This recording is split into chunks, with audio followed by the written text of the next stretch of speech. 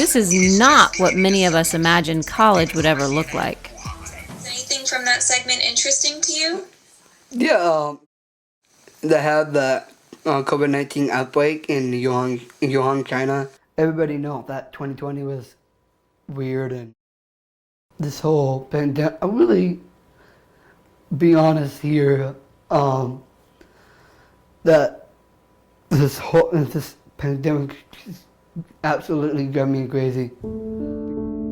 Before the pandemic, Jeremy had a full-time life, surfing, campus life, a restaurant job, an internship at a car dealership, good friends, even a girlfriend that because of the pandemic, Jeremy's barely been able to spend any time with.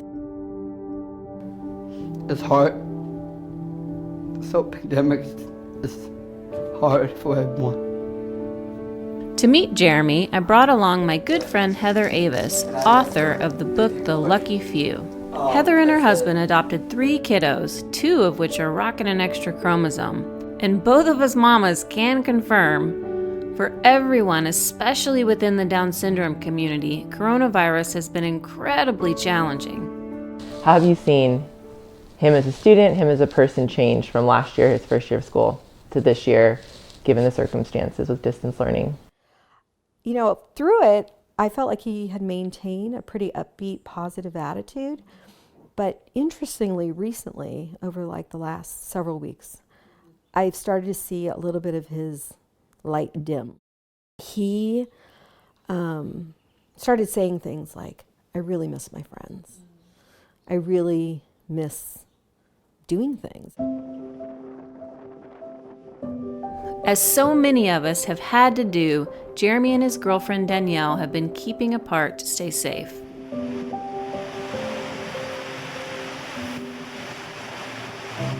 Hi. See my girlfriend? This is the first time they've met in person in 5 weeks. A few more. And in the future, I'm gonna ask you to marry me. What's been the hardest part about the pandemic for you? It's been hard for me, not letting me go to work, because I want to work and earn my money to see my bright future and to build up that skills. Jeremy says he'd much rather be talking to a live person than a phone screen, but during the pandemic, FaceTime has been a lifeline. It helps Jeremy continue volunteering as a mentor to his younger pal Milo. Got on the surfboard and we surfed. Did a lot of fun. So, you know, inclusion is so hard to do virtually. It just is.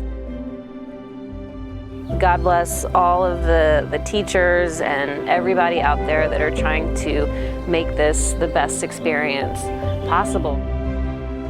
But you know and I know that our kids need to be fully immersed. So this has been extremely hard. Something I say all the time is hard is not always bad, hard is just hard.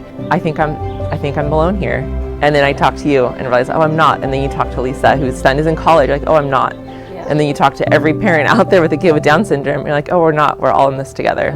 And we realize that we must persevere, just like Jeremy. You know, I always love watching him surf.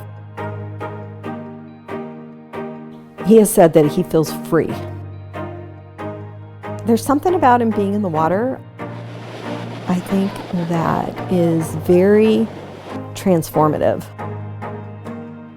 I think he does such a good job at being this upbeat and positive kid, but there's a lot that's going on that he doesn't articulate. And when he's out in the water, I think it's like a release. This past year hasn't been easy for any of us, but Jeremy is still doing what we've all been doing, making it work, staying positive, and always remembering what matters most. I just want my mom to know that, and to know that she has a great job being a mother. So, a great kid, you know that? Basically, you're amazing.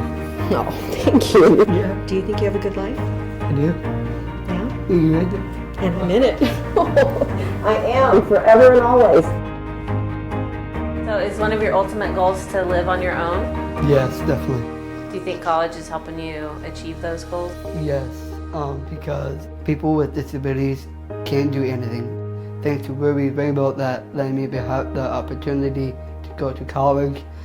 I have that scholarship, and it really makes me that being a man that when I want to be. So. Oh my gosh, we're so proud of you.